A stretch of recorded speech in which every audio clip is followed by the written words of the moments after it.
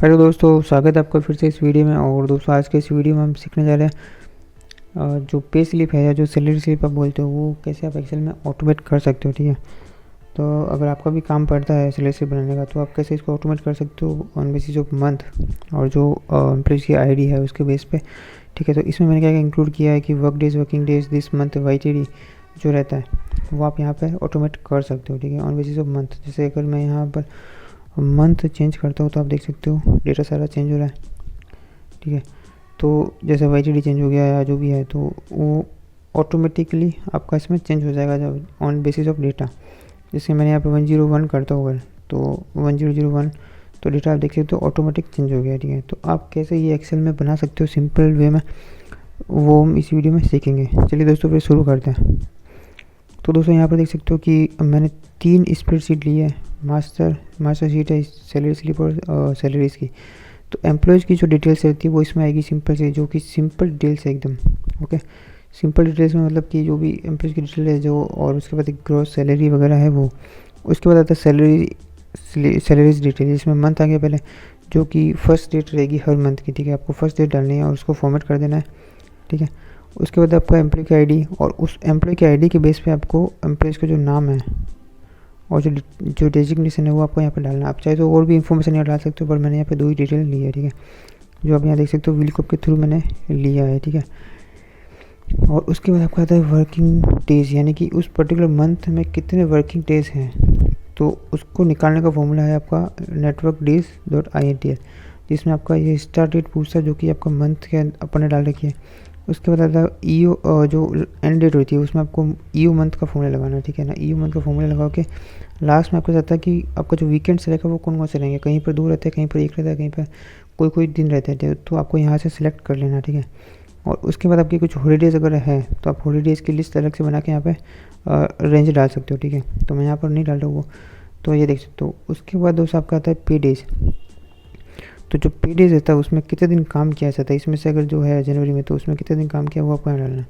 उसके बाद आपको आती है ग्रॉस सैलरीज। तो जो ग्रॉस सैलरी रहेगी वो भी आपको विलकॉप के थ्रू जो मास्टर सीट थी, जो एम्प्लॉयज़ की मास्टर सीट है वहाँ से आपको निकाल लेना है। ठीक है, तो यहाँ पर जो 9th नंबर कॉलम है वो जो देखोगे आप तो 9th नंबर कॉलम पे ग्रॉस सैलरी है, तो मैंने यहाँ पर कॉलम नंबर 9 लिया। ठीक है, तो इसको जो इफ एरर का फॉर्मूला था वो थोड़ा सा मैंने, और इसको मैं थोड़ा सेट कर लेता हूँ।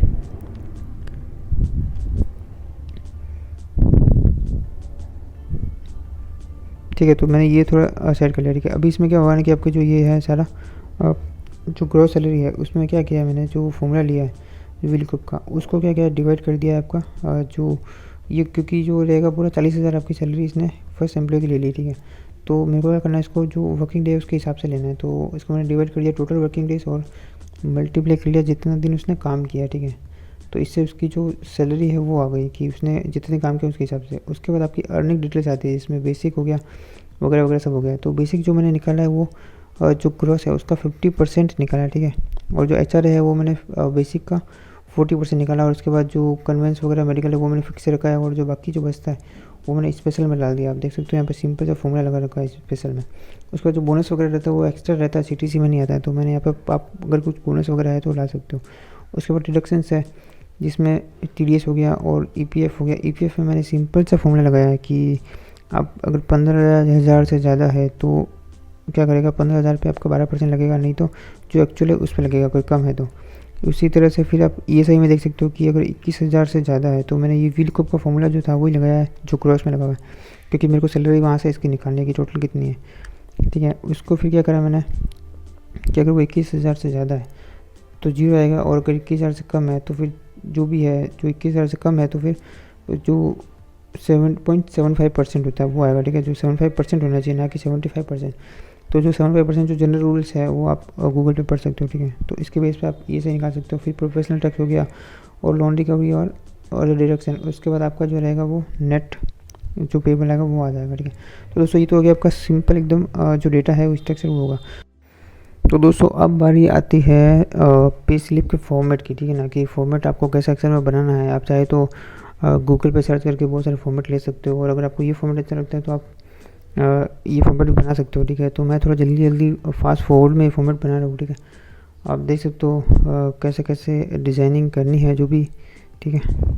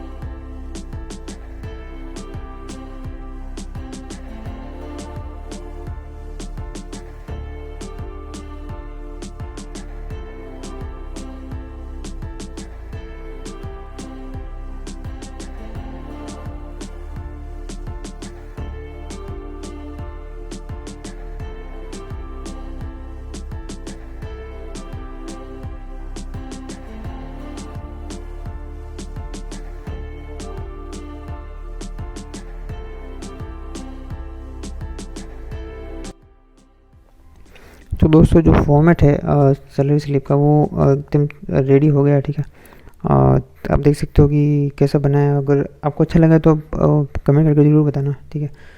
तो अब थोड़ा इसमें जो है वो ऑटोमेशन कर लेते हैं, ठीक है। तो जो ऑटोमेशन रहेगा वो कैसे रहेगा पूरा, क्या क्या फॉर्मूलाज आपको इसमें लगाना है वो हम इसमें सीखेंगे, ठीक है।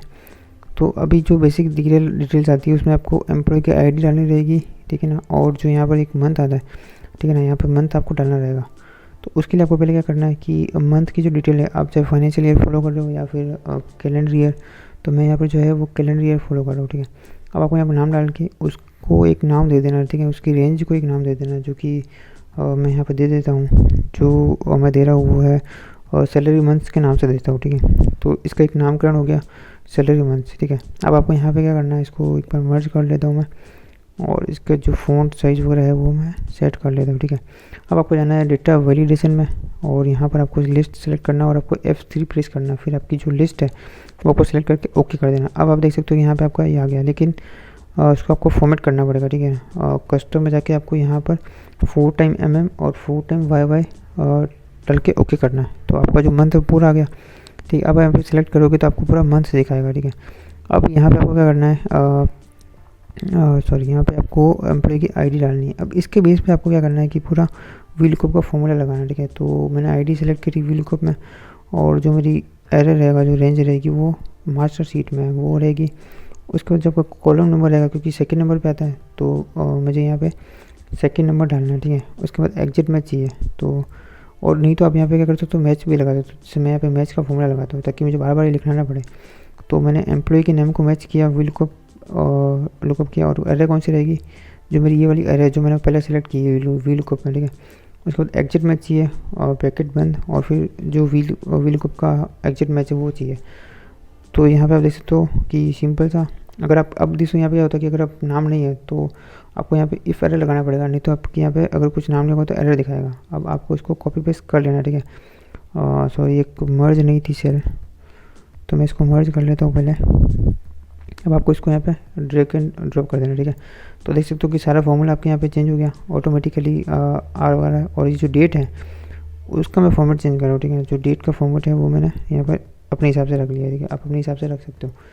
तो ये दोस्तों कोई सिंपल सी डिटेल जो जनरल डिटेल है एम्प्लॉय की वो आ गई, ठीक है, ऑटोमेट हो गया। उसके बाद अब आपका जो आता है वो आता है बेसिक सैलरी, और जो भी रहेगी जो अर्निंग्स वगैरह जो डिडक्शंस है दिस मंथ वो आपको निकालना है। तो उसके लिए दोस्तों आपको क्या करना है कि इसके लिए दोस्तों आपको एक चीज़ करनी है कि जो मंथ और आईडी है उसके बेस पे आपको निकालना पड़ेगा, ठीक है। तो उसके लिए आपको क्या करना है कि जो सैलरीज है उसमें आपको एक यूनिक वैल्यू बनानी पड़ेगी, ठीक है ना। तो यहाँ पे मैं एक यूनिक वैल्यू बना रहा हूँ किसके बेस पे कि अब आपको क्या करना है कि जो आईडी है उसको जोड़ देना है डेट से, ठीक है ना, जो मंथ है उससे जोड़ देना है। तो आपकी एक यूनिक वैल्यू आ गई।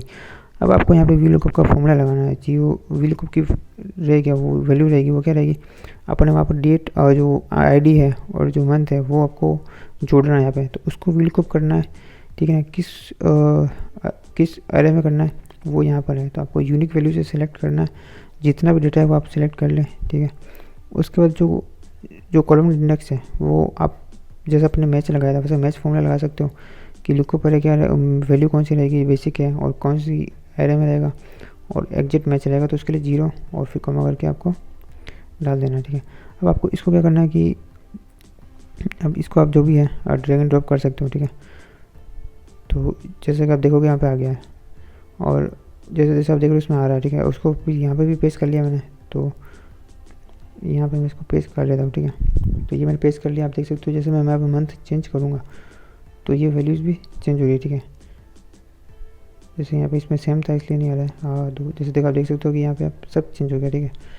तो ये तो आपके सिंपल से जो दिस मंथ का डेटा है वो आपका बन गया, ठीक है। दिस मंथ के डेटा में ये आपका सारा बन गया। अब आपका आता है वाईटीडी डेटा।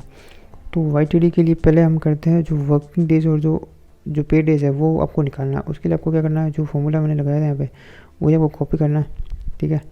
और लेकिन इसके पहले आपको इफ़ एरर का लगा लिया मैंने, ठीक है, ताकि इसमें कभी कुछ खाली हो तो एरर ना आए। यहाँ पर भी मैं इफ एरर कर देता हूँ। अब आपको क्या करना है कि इसको कॉपी करना है वीलुकअप को, और जो वर्क डेज है, ठीक है, उस वर्किंग डेज में क्या करना है आपको यहाँ पे पेस्ट कर देना। इसको पहले का आपको क्या करना है, इसको आपको इसके साथ में आपको जोड़ना पड़ेगा, ठीक है, वीलुकअप का फॉर्मूला, क्योंकि इसको मैं अलग सेम कॉलम में डाल रहा हूँ इसलिए। तो यहाँ पे आपको क्या करना है कि जो ये नाम है आपको कॉपी करना है, और जो ये मैच है, मैच में जो लुकअप वैल्यू है वहाँ पे आपको इसको इन्वर्टेड कॉमा में पेस्ट कर देना है। तो आप देख सकते हो कि आ गया। उसके बाद सेम टू सेम आपको इसमें भी करना है, पे डेज में, बस इसका नाम आपको पे डेज करना है 2 जगह पे, ठीक है। तो इससे आपका जो पे डेज है वो भी आ गया। अब क्या, ये दोनों की जो अलाइनमेंट है वो नहीं है, तो आप यहाँ पे स्पेस देख के कर सकते हो, ठीक है। जितना भी आप एक बार अपने हिसाब से स्पेस दे देना। जैसे मैं यहाँ पर थोड़ा और दे देता हूँ, ठीक है। तो ये अलाइनमेंट हो गया, ठीक है ना। तो अब इससे देख सकते हो कि दोनों साथ में एकदम बराबर आ रहा है। उसके बाद आपका आता है नेट पे। तो नेट पे क्या हो गया कि जो दिस मंथ का जो टोटल अर्निंग है उसमें से टोटल डिडक्शन माइनस कर दिया, तो आपका पे डे आ गया। और इसका कलर मैंने चेंज कर दिया ताकि थोड़ा अच्छा दिखे, ठीक है। तो ये तो आपका हो गया सिंपल सा और डिटेल। अब बारी आती है आपकी जो वाईटीडी डेटा है वो आपको निकालना है मंथ वाइज, ठीक है ना। जैसे मंथ चेंज हो उसके हिसाब से टोटल यहाँ पे होनी चाहिए, ठीक है। तो टोटल कैसे होगी आपकी, इसको मैं हाई कर देता हूँ। और जैसे मैंने यहाँ मंथ चेंज किया तो मेरे को उस मंथ का ही चाहिए, तो उसके लिए आपको यहाँ पर सम इप्स का फॉर्मूला लगाना है, जिसमें आपको पहले पूछ रहा है सम रेंज। तो सम रेंज जो है मेरे को बेसिक की चाहिए अभी। तो बेसिक का जो कॉलम आ रहा है वो मैंने यहाँ पे उसको कॉलम कर दिया फ्रिज, ठीक है। उसके बाद क्राइटेरिया रेंज 1 आ रही है। तो जो क्राइटेरिया रेंज 1 है वो मैं पहले एम्प्लॉय आईडी ले रहा हूँ। तो जो एम्प्लॉय की आईडी है वो उस डेटा में कौन सा कॉलम पे है उसको मैंने फिक्स कर दिया। उसके बाद जो क्राइटेरिया है वो मेरा रहेगा, ठीक है। जो क्राइटेरिया है वो मेरा आईडी रह गई। उसके बाद सेकंड क्राइटेरिया आता है मेरा नेम का। तो सेकंड क्राइटेरिया रेंज मैंने सेलेक्ट करी, ठीक है, उसको फ्रीज किया। उसके बाद जो सेकंड क्राइटेरिया है वो नेम है, तो मैंने नेम को भी डाल के फ्रीज कर दिया, ठीक है। तो अब आप देख सकते हो कि जो जनवरी मंथ है लेकिन सैलरी जो आ रही है वो टोटल आ गई, लेकिन मेरे को यहाँ पे जनवरी टू जनवरी ही चाहिए। तो उसके लिए आपको क्या करना पड़ेगा, जैसे मैंने यहाँ पे अगर फेब करता हूँ तो भी यहाँ पे टोटल दिखा रहा है, मेरे को फेब तक का ही टोटल चाहिए, ठीक है। उसके लिए आपको एक क्राइटेरिया और लगाना पड़ेगा, वो रहेगा आपका मंथ से। तो मैंने यहाँ पे जो मंथ वाला जो कॉलम है, जो रेंज है वो सिलेक्ट कर ली, ठीक है, उसको फ्रीज किया। उसके बाद यहाँ पे दोस्तों आपको क्या करना है, लेस देन इक्वल टू को जोड़ना है उस मंथ के साथ में, ठीक है। तो लेस देन इक्वल टू मैंने जोड़ा है मंथ के साथ में, ठीक है। अब आप देख सकते हो कि अगर मैं जनवरी सेलेक्ट करता हूँ, ठीक है, तो आपको देख सकते हो कि जनवरी की ही टोटल मार्च तक की टोटल आ गई, ठीक है। तो वैसे आपको इसको कॉपी पेस्ट कर देना है, ठीक है। अब इसमें आपको क्या करना पड़ेगा, जो सम की रेंज है, ठीक है ना, वो सम की रेंज आपको चेंज करनी पड़ेगी अकॉर्डिंगली, ठीक है। तो मैं आपको इसमें चेंज कर लेता हूँ।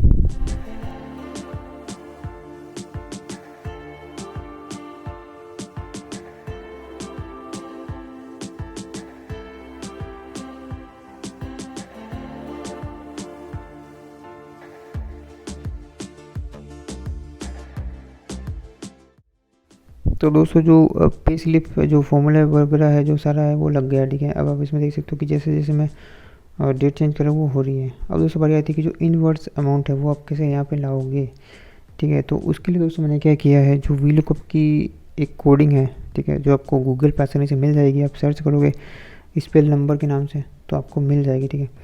तो सिंपल सा, अगर आपको नहीं मिलती है या आप नहीं ढूंढ पा रहे हो कैसे उसको यूज़ करना है, अगर आपको नहीं आता है तो आप मुझे कमेंट करके ज़रूर बताना, मैं आपको अलग से वीडियो बना के बता दूंगा, या फिर जैसे भी मैं आपको गाइड कर दूंगा, ठीक है। तो आप देख सकते हो कि यहाँ पे मैंने वो फॉर्मूला लगाया और उससे जो अमाउंट है वो इन्वर्स कन्वर्ट हो गई, ठीक है। तो ये सिंपल हो गया दोस्तों, बन के तैयार है। अब आप देख सकते हो यहाँ पे जैसे भी आप इसको नेम वगैरह चेंज करोगे और इसका प्रीव्यू देखते हो तो एकदम अच्छा लग रहा है। और कमेंट करके ज़रूर बताना दोस्तों वीडियो को कैसा लगा।